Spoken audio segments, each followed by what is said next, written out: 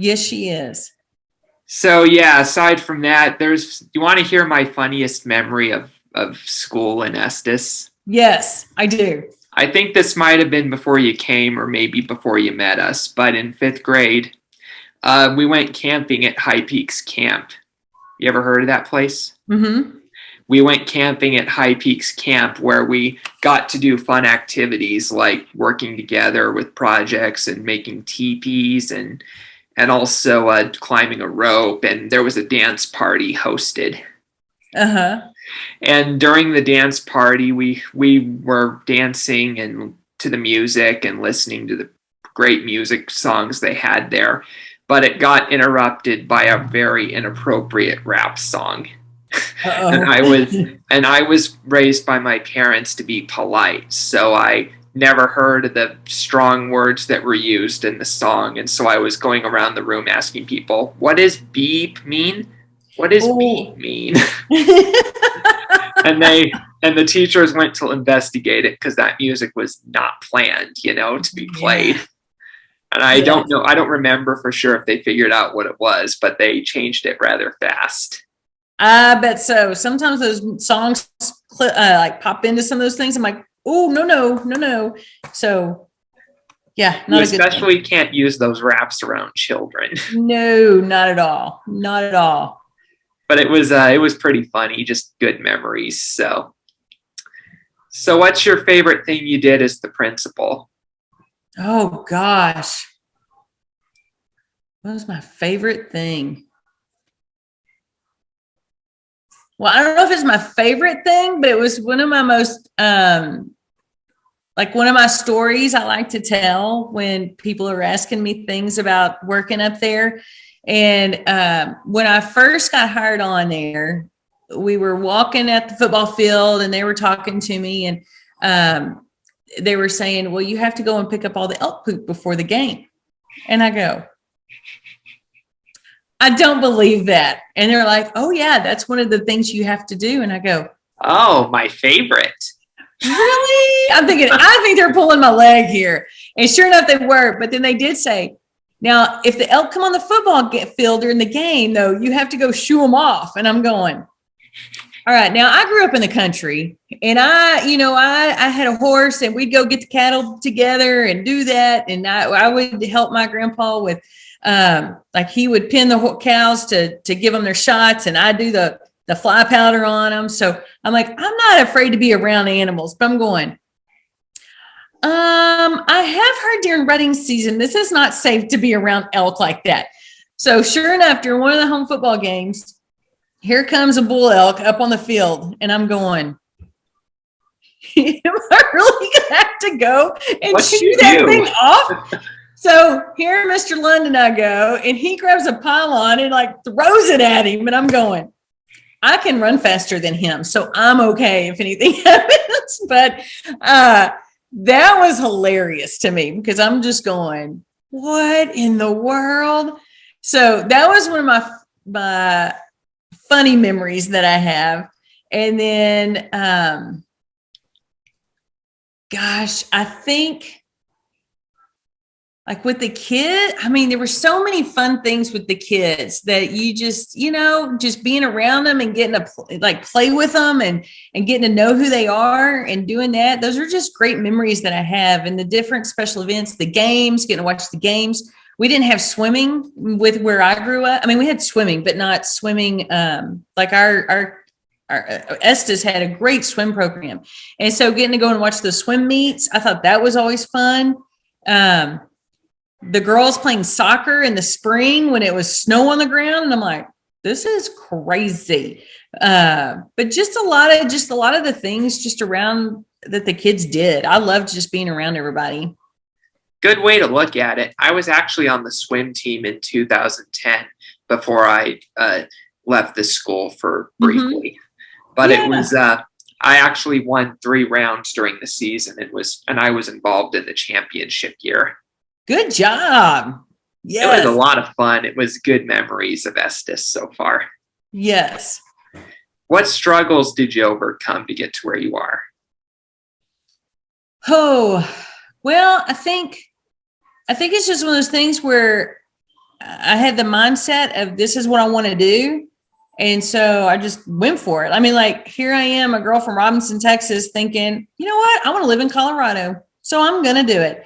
And making myself, I guess, available to try it and see. Because if I never even took that leap of faith and took that step out, I never would have done that. And those are some memories that I cherish and love. And then the hard part was when I made the decision of moving back home, because I was thinking if my parents could just come up here, I would love that. Because there were some opportunities that I really wanted to do in Estes. And I don't know, once you have those kids, it makes a big difference. And I still have dreams sometimes at night of working there and being around people. And I'm like, I wake up and I'm like, oh, it was such a good dream. I miss these people. But then coming back here and finding a job back home, one of the struggles was, I've been gone for 18 years between college, living in Plano, and then Colorado. And, is this going to fit? Is this not going to fit? Family's here, but like, I don't know anybody anymore. And so it took a long time to just kind of find my niche, I guess, of feeling at home again.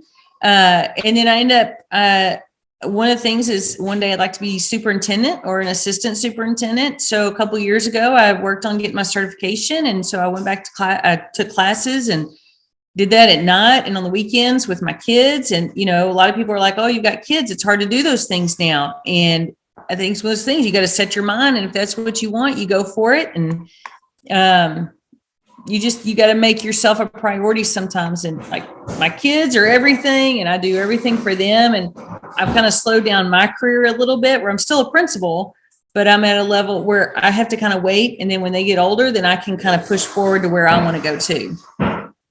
That's really cool that you got through that and had a great time in Estes. Mm-hmm. So you have a family now? I do. I've got a 10-year-old son and I've got an 8-year-old daughter. Nice. What's that like? Crazy. No, it's good. They both are very different, which you're kind of like, how is that possible? But Emily, sorry, they're running around right now. Emily is 8 and in 3rd grade and very involved in, here she is. She wants to show herself off. So there's Emily. Welcome to RNU. Yes. And then here comes Cade. Hi. Name's So Doug. there's Cade. She's really big into sports, loves doing that, works hard in school. She's playing softball and soccer right now.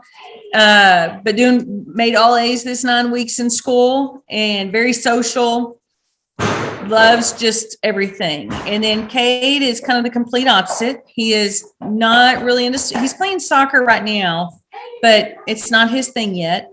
He likes video games. He loves Legos. He did well in school. He made A's and B's this 9 weeks. So that's good. He has a lot of issues with ADHD and then just was diagnosed with autism.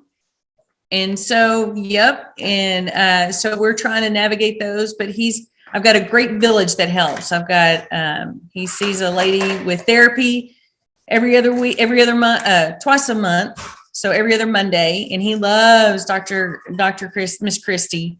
And so we're learning a lot of things. You may have gotten me started on trying, working with him on those things a long time ago and not realizing it.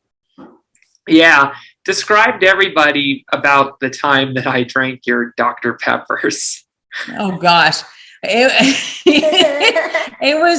was random throughout the year. It would be one of those things where, was it Miss Peach who would calm me down sometimes? Or, I see the lady's face. Was it Libby Brubacher? Lippy, yes. Thank you. I was like, I see her face, but I can't think of it all of a sudden.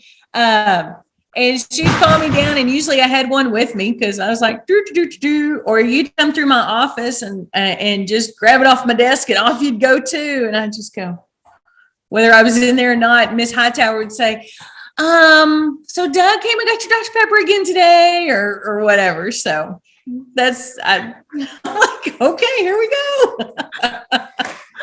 I just laugh. Now, some days I was kind of like, I really needed that Dr. Pepper, but then I could find another one. You were probably the greatest sport I've ever seen to be the victim of an addiction and not be so upset about it. Although I shouldn't have done what I did, of course. You know, I have learned that sometimes things just, you got to roll with it and let it go. Or gosh, if you sweat the small stuff, like they say, life's going to be hard and it's not fun like that. So you just got to, here we go. Let's do it. Yeah, for sure. That's all I have for now. The 30 minutes have expired, but it was great having you on. Okay. Well, thank you so much, Doug. I had a great time talking with you. Thank you much. So where can people find you? Let's see. I'm at Robinson Intermediate, and my Twitter is, oh gosh, I'm on Facebook under Sara Meadows Laughlin, and then I'm on Instagram. What's my Twitter? I know my school Twitter pretty fast. It's at Laughlin RISD. That's good to hear. I hope people will find you and follow you. Yes. All right. All right, that's all I have for now, but we'll see you next time for the next episode of R and U, everybody.